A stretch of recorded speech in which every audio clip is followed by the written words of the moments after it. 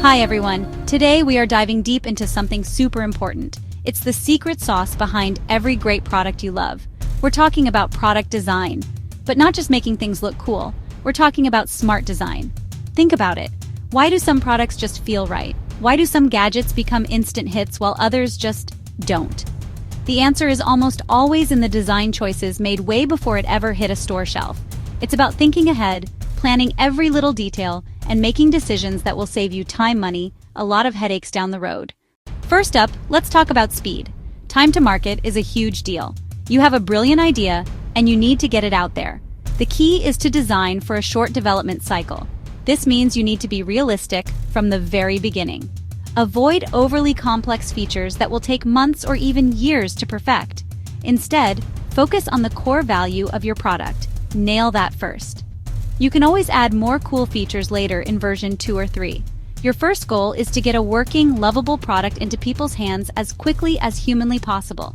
One of the best ways to speed things up is by using parts and components that are already available. These are called off-the-shelf parts. Think about it. Do you really need to design a custom power button from scratch? Or can you use a high-quality one that's already being mass-produced? Okay, so you've got a great idea and a plan to make it fast. But how do you pay for it? For many creators, the answer is crowdfunding on platforms like Kickstarter, Indiegogo. To succeed here, you need to design for crowdfunding. This is a special skill. It's not just about having a good product. It's about having a product that looks amazing in pictures and in videos. Your campaign page is your digital storefront, and your product needs to be the star of the show. It has to look so cool that people feel an immediate urge to have it. Great visuals are non-negotiable. This means you need to think like a marketer from day one. As you design, think about the hero shot. What's the one angle or feature that will make people stop scrolling? Maybe it's a unique color, a satisfying magnetic click. Now, for the really practical stuff, you can have the most beautiful design in the world, but if you can't actually make it, it's just a digital sculpture. This is where design for manufacturing, or DFM, comes in.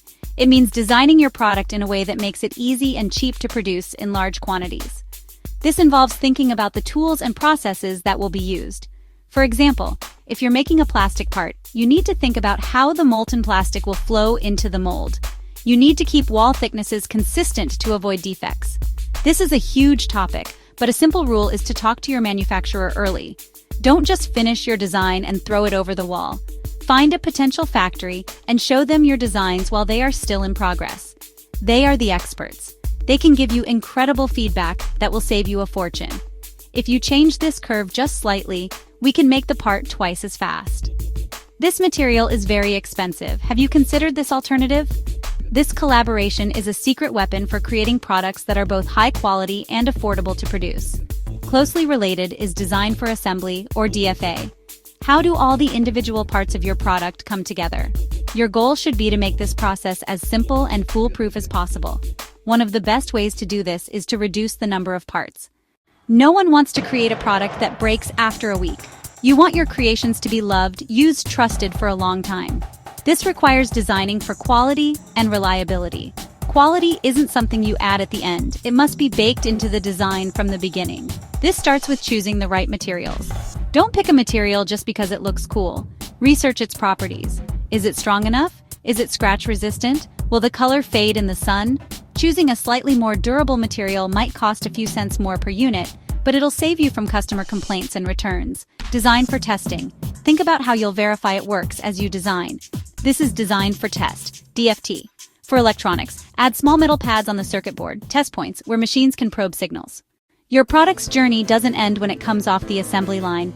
The next crucial step is the experience of receiving and using it. First, let's talk about packaging.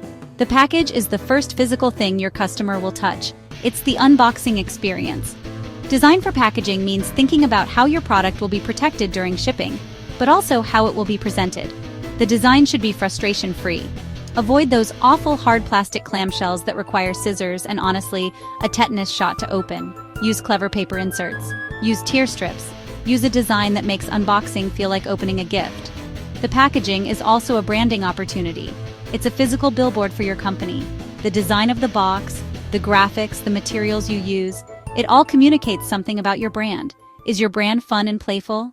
Let's talk about a topic that can save you a massive amount of complexity designing for fewer SKUs.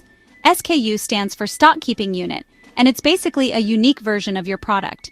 For example, if you sell a t-shirt in 3 colors and 3 sizes, that's 9 different SKUs you have to manage. For a physical product, this can get out of control fast.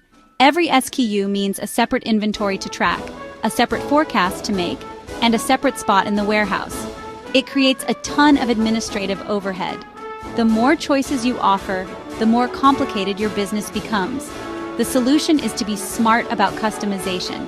Instead of offering 10 different product colors from the factory, maybe you can design the product with a simple, swappable cover. That way, you only manufacture the main product in 1 or 2 base colors, and then you can create a bunch of different colored covers. In today's world, we can't ignore our impact on the planet. As creators, we have a responsibility to design for sustainability. This isn't just a nice-to-have anymore, it's becoming a core expectation from customers. Sustainable design means thinking about the entire life cycle of your product, from the materials you choose to what happens to it at the end of its life.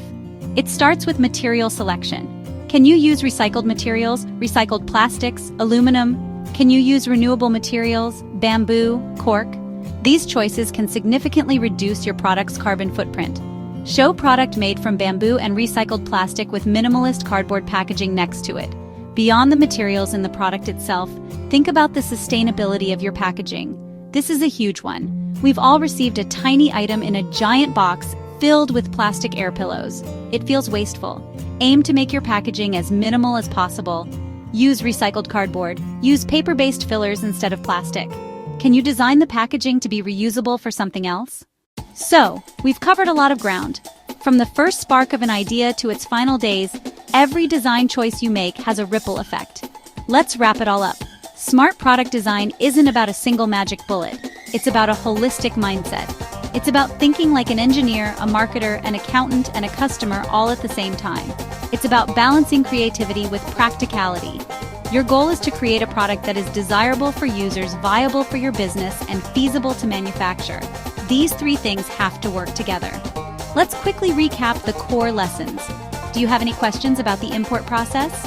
Visit our website YanSourcing.com or send us an email at info@yansourcing.com. I'd love to help.